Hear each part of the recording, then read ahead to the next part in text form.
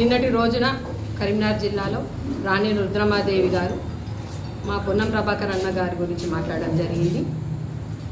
5 కోట్ల రూపాయలు గంగుల కమలాకర్ దగ్గర తీసుకొని హుస్నాబాద్ పారిపోయినారు అని అంటున్నారు కదా. రుద్రమాదేవి గారు మీ నియోజకవర్గం నుండి 16 కోట్ల రూపాయలు బ్యాంకు ఎగనామం పెట్టి అక్కడ నెట్టేస్తే ఇక్కడ రావడం జరిగింది. మీరు ఎవరి దగ్గర ఎంత వసూలు చేసిర్రు? మీరు పోటీ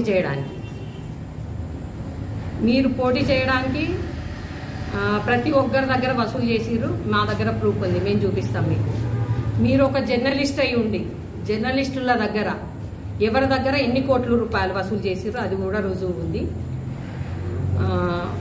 మీరు మా పొన్నం ప్రభాకర్ అన్న గారి గురించి మాట్లాడడం కరెక్ట్ కాదు. మా పొన్నం ప్రభాకర్ అన్న ఒక ఎంపీ అభ్యర్థి అయి ఉండి మంత్రిగా కూడా చేసిరు. తనకు ఏ ఊరు వెళ్ళినా ఎక్కడ నియోజకవర్గం వెళ్ళినా తను పోటీ చేసే అవకాశం ఉంటుంది. ఎందుకంటే తను అలా ప్రజల్లో చొచ్చుకొని పోయి ప్రతి ఒక్కరి దగ్గర ఓట్లు అడిగి ప్రతి ఒక్కరు పొన్నం ప్రభాకర్ అన్న చిన్న పిల్లల దగ్గర నుండి అడిగినా కూడా పొన్నం ప్రభాకర్ అన్న గురించి తెలుసు.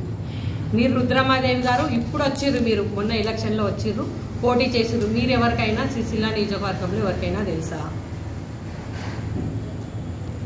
మీరు కాంగ్రెస్ ప్రభుత్వం స్కూళ్ళు కట్టించింది, ప్రాజెక్టులు కట్టించింది. కాంగ్రెస్ ప్రభుత్వం ప్రతి ఒక్కరికి పేదలకు అండగా ఉండే ప్రభుత్వం. మీరు తెలంగాణ పార్టీ పెడితే దాంట్లో అధ్యక్షురాలుగా చేరి వాళ్ళను మోసం చేసి వాళ్ళ ఆస్తులు మొత్తం రాయించుకున్నారు. మీరు దానికి కూడా రుజువు ఉంది. మేము దానికి కూడా రుజువు ఉంచడానికి రెడీగా ఉన్నాం. రుద్రమాదేవి గారు ఖబర్దార్ ఇంకోసారి మా పొన్నం ప్రభాకర్ అన్న గురించే కానీ మా నియోజకవర్గం గురించే కానీ మాట్లాడితే బాగుండదు. మీకేంటంటే బండి సంజయ్ గారి గురించి ఏం చేసిర్రు? అభివృద్ధి ఎంపీ అభ్యర్థి 5 ఏళ్ళు చేసిర్రు. ఏం అభివృద్ధి చేసిర్రు? ఏమన్నా ఫండ్ తీసుకొచ్చిర్రా? సిరిసిల్ల జిల్లాకే కానీ కరీంనగర్ జిల్లా మొత్తంకి కలిపి ఏమైనా ఫండ్ తీసుకొచ్చిర్రా? ఏం అభివృద్ధి చేసిర్రు? ఏ అభివృద్ధి కూడా చేయలేదు.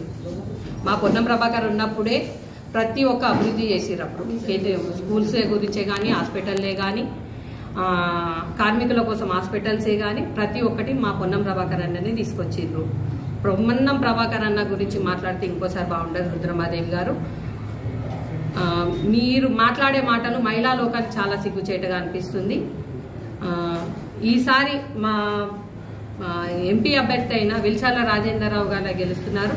ప్రతి ఒక్కరూ కాంగ్రెస్ ప్రభుత్వానికే ఓటేస్తాం. మాకు ఈ 10 ఏళ్ళు ఈ బీఆర్ఎస్ బీజేపీ ప్రభుత్వం ఉండి కూడా మాకు ఏమీ లబ్ధి పొందలేదు, మాకు ఏది కూడా కాలేదు.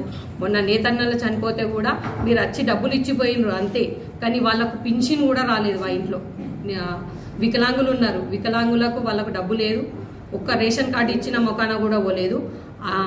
అంత్యోదయ కార్డులు ఉండే మన సిరిసిల్లాలో 12,000 అంత్యోదయ కార్డులు ఉండే. 12,000 అంత్యోదయ కార్డులలో ఇప్పటి వరకు ఉన్నాయి ఒక 1,000-1,200 అంత్యోదయ కార్డులే ఉన్నాయి. మిగతా అంత్యోదయ కార్డులు ప్రతి ఒక్కటి మీరే తీసేసిర్రు. కేంద్రం నుంచి ఏ ఒక్క నిధులు కూడా మన సిరిసిల్ల జిల్లాకు రాలేదు, అభివృద్ధి అనేది చెందలేదు. ఇంకోసారి మీరు మాట్లాడితే బాగుండదు. రుద్రమాదేవి గారు నిన్న మీరు కరీంనగర్లో పొన్నం ప్రభాకర్ అన్న గురించి చేసిన అనుచిత వ్యాఖ్యలు ఎలా ఉన్నాయనంటే ఒక రకంగా సిగ్గుచేటులాగా ఉంది. మీరు ఏం మాట్లాడుతున్నారు అనంటే పొన్నం ప్రభాకర్ గారు గంగుల కమలాకర్ గారి దగ్గర 5 కోట్ల రూపాయలు తీసుకొని హుస్నాబాద్ పారిపోయిందని మీరు అంటున్నారు కదా.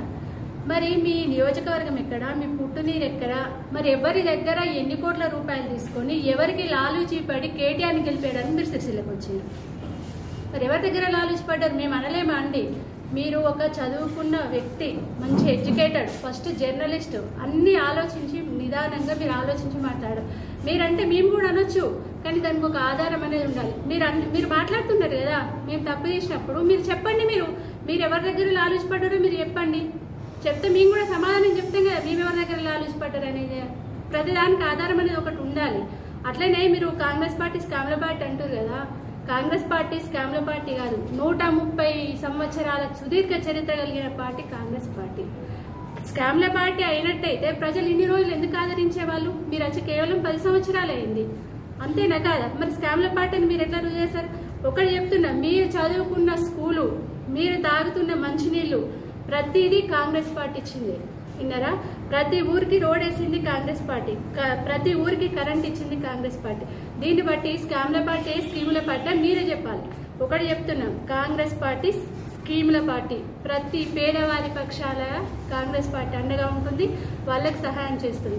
ఇంకొకసారి పొన్నం ప్రభాకర్ గురించి కానీ కాంగ్రెస్ పార్టీ గురించి కానీ మీరు ఇట్లా అనుచిత వ్యాఖ్యలు చేసినట్టయితే ఖబర్దార్ బాగుండదు.